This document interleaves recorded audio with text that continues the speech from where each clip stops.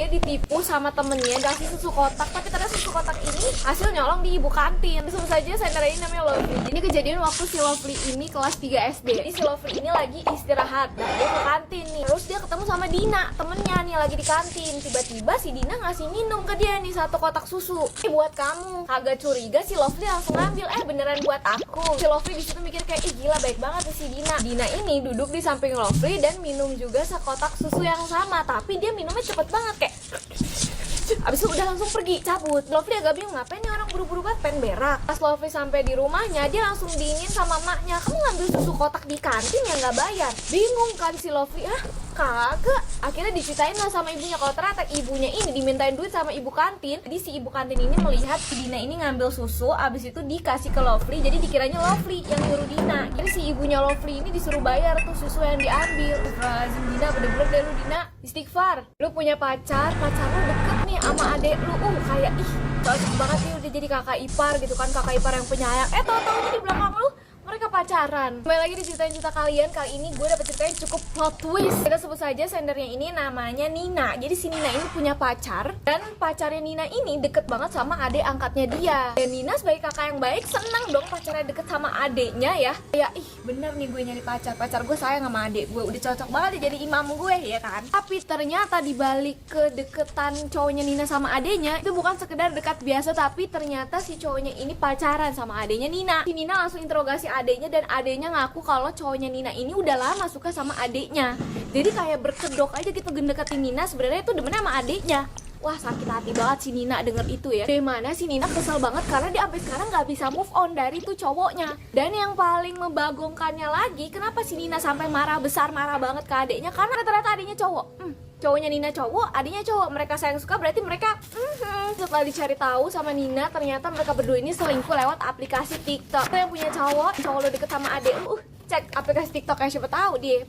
Hai, get ready with me lagi, kita make upan sambil cerita-cerita. Hari ini temanya mager, gue coba pakai bergo, kaos sama celana hitam doang, karena gue cuma mau ke rumah temen gue doang. Make upan biar lebih kelihatan udah mandi ya. Nah kalau kayak gini kayak kelihatan orang belum mandi, padahal gue udah mandi 2 hari yang lalu. Kita sambil cerita. Jadi tuh gue sebenarnya bukan orang yang penakut, tapi bukan orang yang berani banget dalam hal hantu-hantu. Gue punya temen si Sipa ini, dia tuh buset penakut banget. Saking penakutnya dia tuh nggak berani nonton film horor tuh di bioskop karena menurut dia itu serem. Gue tuh sampai harus maksa dia kayak, ayo gue beliin tiketnya tapi lu tonton bareng gue, baru dia mau kalau dibeliin tiketnya. Itu pun juga masih yang kayak, Min jangan Min, gue takut Min. Terus ada nih kemarin gue kan main sama dia tuh ke tempat baru pertama kali kita ke sono dah. Terus gue ke toilet ya, pas balik dari toilet dia nanya ke gue, Min toiletnya serem nggak? Dibilang begitu. Toilet di situ emang toilet yang kayak rest area. Lu tau gak sih toilet rest area kan gede banget ya.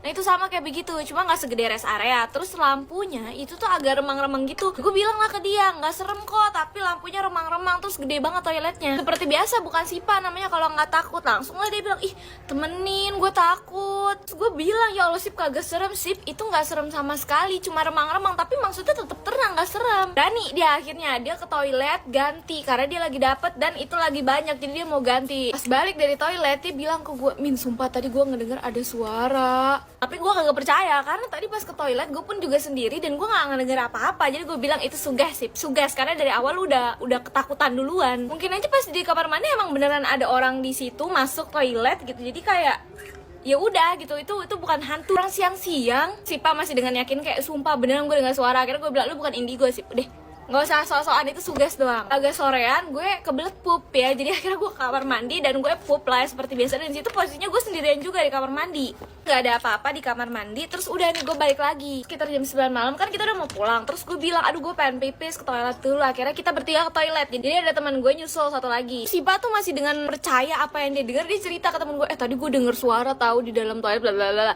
sambil jalan menuju toilet. Itu posisi toiletnya tuh emang di luar kafenya, jadi emang harus jalan gitu keluar. Paling depan, di belakang berdua Sipa sama teman gue nih Flavia. Karena posisinya gue paling depan, akhirnya gue yang ngebuka pintu toiletnya. Pas gue buka gini, dari dalam tuh ada yang narik juga, bantu narik. Nah pintunya gue dorong ke dalam, terus dari dalam tuh ada yang giniin, terus ada cewek lagi senyum. Nih posisinya kalian tuh misalnya gue, ini tuh gue si mbak-mbaknya dari dalam toilet ya, kayak gini.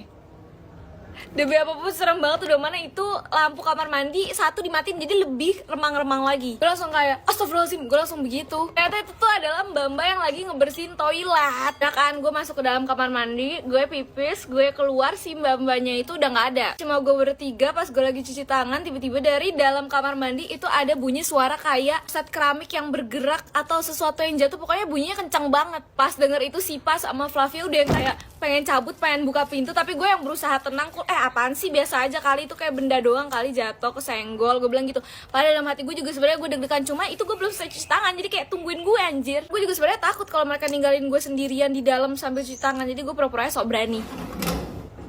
Oke, udah selesai. Kena, jangan lupa di tap dulu. Sebelum cabut gue pura-pura kayak kita video dulu, video dada-dada dulu buat video a day in my life gue itu biar menenangkan aja sih sebenarnya, biar nggak panik lagi.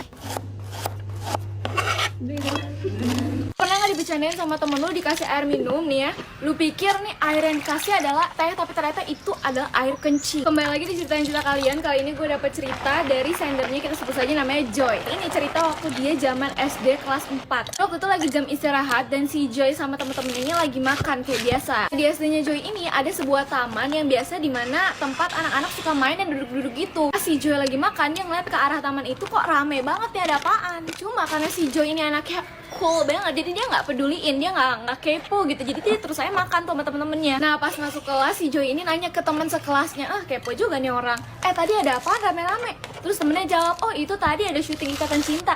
Ada aman-aman opo dong. Katanya itu tuh ada adik kelas mereka yang minum air kencing temen cowoknya. Cari tahu ternyata si adik kelasnya ini, kita sebut saja namanya Siti, dia ini lagi kepedesan abis makan sesuatu, terus disodorin air sama temen cowoknya si Udin. Ranya Siti ini yang disodorin adalah teh, ternyata itu adalah air kencingnya si Udin.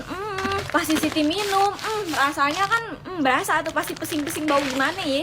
Habis itu si Siti nangis ngadu ke guru, besokannya maknya Udin dipanggil, terus dia keluar dari sekolah. Udah deh, makanya bercanda jangan kelewatan ya. Coba lu di posisinya Siti, apa yang akan lu lakuin? Lu pernah gak diomelin sama ojol, padahal lu gak salah tapi lu yang diomelin? Mari kita Story of My Life edisi diomelin ojol. Kemarin gue tuh mau pergi ke cafe yang biasa gue nongkrong. Sesering itu gue ke cafe itu kayak bahkan hampir tiap hari, tiap kali gue mau nongkrong atau mau ngerjain tugas gue pasti ke sana. Nah kemarin gue mau ke sana karena gue mau ngerjain skripsi di sono ya.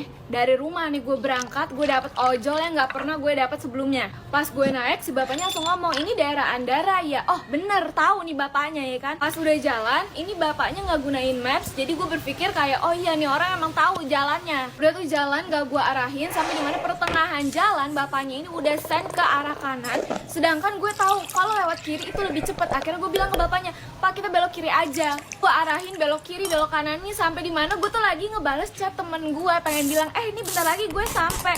Pas gue selesai ngechat, gue nengok ke arah depan, gue liat kanan kiri, kok ini kita kemana ya, lewat mana ini, gue nggak tahu jalan mana. Itu tiba-tiba gue bilang ke bapaknya, Pak kayaknya kita salah jalan deh Pak. Lu tahu si bapaknya berhenti, terus dia langsung ngomong kayak gini ke gue, ya lagian sih tadi aturan lewat jalan Paso aja, kenapa harus lewat sini?